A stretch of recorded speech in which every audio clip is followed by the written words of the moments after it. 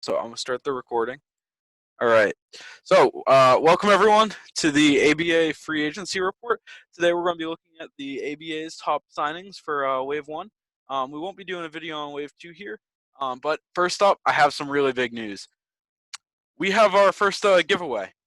So we're actually going to be we partnered with NBA Chat here, and we're going to be giving away they're going to be giving away an Xbox One for us with NBA 2K20. There'll be all these links in the description. In addition, please check out. I've been doing a football GM series over at GM Games YouTube channel, and then there's also my YouTube channel. Check those out. I really want to make BBGm a really big game, and I think we have a lot of potential. But we need to support the community to help it grow quickly, and this is a chance to do that. And get an Xbox. It'll be a Absolutely. 14-day things, and this is pretty hype. So I think it's going to be super cool, and I'm really excited here. All right, so let's get this underway. So first person to sign is TJ Kosher.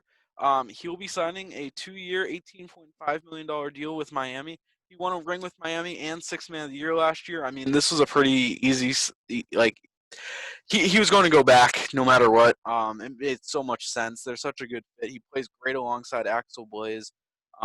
So that's nothing surprising here. But now we got our first real big one. Marcus Trustus will be signing with Dallas. This is the first stone to fall, so to speak, in the uh, um, in the free agency sweepstakes, so to speak, signing a 4-year, $30 million deal. He was All-Star Game MVP last year, averaged 29 and 3.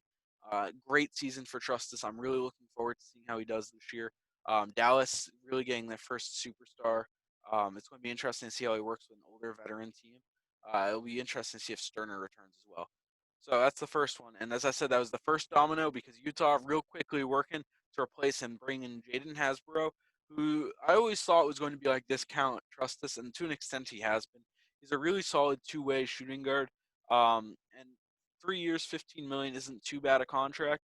But the last 2 seasons with a real contender, he really struggled, just 10 points per game. But he did shoot a career high from three, and I think that he's a really good fit as a direct shooting guard replacement.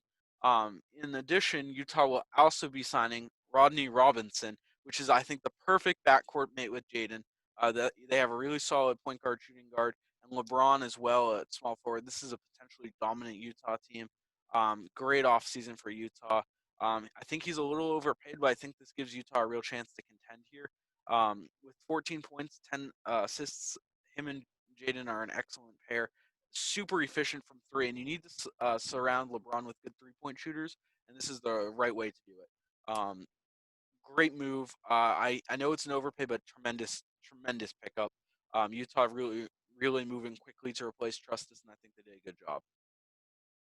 Next up, we have Zeke Bridges. He'll be returning to St. Louis. No real shocker there. He averaged 21, 5, and 7. 21, 5, and 6. My bad. With 16 wins last season, probably the best per game player in St. Louis history. They needed to bring him back. They did. They succeeded. They might have to make a decision to let Cortland Davis go, but I think that St. Louis definitely made the right call bringing him back. I'm excited to see how his career will progress. He is not a good defensive player by any means, so you definitely need to get some good defenders around him. Potentially bringing in a big man could really help them out with that. Next up, Apex Penny, probably the most offered player in ABA history. I mean, I think a third of teams, at least, maybe more, offered this guy contracts. But really, it was the great pitch, defining what his role will be, defining who he is, defining the potential for him by New Orleans, and frankly, in my opinion, a gross overpay. Um, but we'll see how he develops. It's worth noting last season, while he shot a great percentage from three, he only averaged 8 and 4 over the last 3 seasons. And I think that New Orleans, while they might have gone a superstar, also may have just wasted a max slot for the next 6 seasons on a role player. It's going to be interesting to see how that works. Next up, we have Philip Finley, probably the number 2 most offered guy this season. He was offered by a lot of teams, and finally, Kansas City is landing their star. I mean, they've been trying every free agency to add a big guy, but here they go, landing Philip Finley on a 2-year max deal. He was a great player, and frankly, Atlanta's going to miss him. But that actually leads into our next guy here, I believe, Nolan Swaggy X Young. He is immediately replacing Finley, and to be honest, I think there's a chance no one really breaks out this coming season. He is the all-time leader in games played for Kentucky and averaged 46% from three last season. And he's a volume shooter. That's insane stats. And for him to go over to Atlanta where he'll have his first really big role, this guy could have a most improved season. I have a feeling that him and Penny will be up there for most improved. Great first signing by Miyake. Hope I pronounced that right. Next up, Ojan Morris coming back to Kentucky. So Kentucky may have lost out on one of their players, but they're hitting here, getting Morris to come back on a 3-year deal. Morris has been a great player for a very long time. He's one of the real veterans entering his prime here. He's a one-time All-Star, and he's had some really solid seasons for Kentucky. But he isn't the star he used to be. But I think he can be a really quality starting shooting guard, sixth man for the remainder of his time with Kentucky. This brings us to the next guy, Kobe Bryant. We'll give here a moment of silence. Thank you, Kobe. All right. And Kobe here, he averaged 15 points per game throughout his playoff career with 2 final appearances. This man is clutch. He did +3 in the playoffs on his points per game. That's insane. That's like going from a role player to a star. Last season was his real breakout. He averaged 18.6 points per game and frankly was snubbed as sixth man of the year. He's going to be coming into Edmonton where the sky's the limit. I could see potentially hitting 30 points per game next season with Edmonton. I'm really excited for what's going to happen here.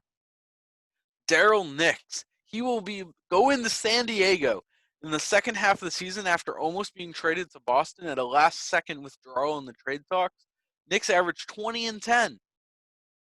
Now he's coming to San Diego on a big deal. He is really the biggest signing in San Diego history. Either them or picking up either him or Ilalis, or Arthur Peterson, the second all-time leader in scoring, the all-time leader in steals. He is going to San Diego to form a big two with Knicks. It's going to be a real fun season. I'm excited for them. Peterson is a dominant player, still in his prime. This is a great move for San Diego. GM of the year caliber offseason for Jay Dodio, most likely in my book. Anyway, real quick, I want to address something. So today in the basketball GM community, for those that don't know, there is a very popular league called GLOAL, and it was based on a former server, I think NRDBG. And I just want to address. So the BCC, which is the like organization that supports all the BBGm leagues, um, they removed Golal, as it's called today, and I want to address that real quick because I was part of the decision-making process on this. Um, some things happened in Goal, and they were the moderation staff, in the interest of league activity, were willing to let some very controversial things go through, and I just want to address this. The average age range on BBGM is 13 to 22. And this demographic is fairly formidable, especially the younger members, 18 to say 13 to 18. And it's important that we are an all-inclusive community, and any form of racism is not tolerated. In addition, it's highly inappropriate and borderline. Actually, I'm pretty sure it is illegal to show pornographic images to children. And if you're under 18, you are technically a kid, and I'm sure everyone's violated those rules. But I just want to be clear on this. In no meaning does Golal represent the BBGM community. I don't believe their ads will be allowed in servers, and I hope every server adheres to this. I don't think they should be able to advertise in servers without making it very clear that they're an exclusively 18 to 21 plus community. I think this is incredibly disheartening, and I don't think racial injustice should ever be tolerated. And on behalf of the BCC, I want to apologize for their actions, but I also say that they're no longer part of our community, and that there's no place for that here. And I want to thank everyone for standing by that decision. I know it's controversial, to remove a really big league like that. Um, but this is what's right for the community. Um, and I just wanted to say thank you to everyone that participated in the voting, and I'm proud to say it was a near unanimous decision. So thank you guys. And with that, I will be ending this video, checking for the next video. We'll probably be doing the DBL announcements for Wave 1.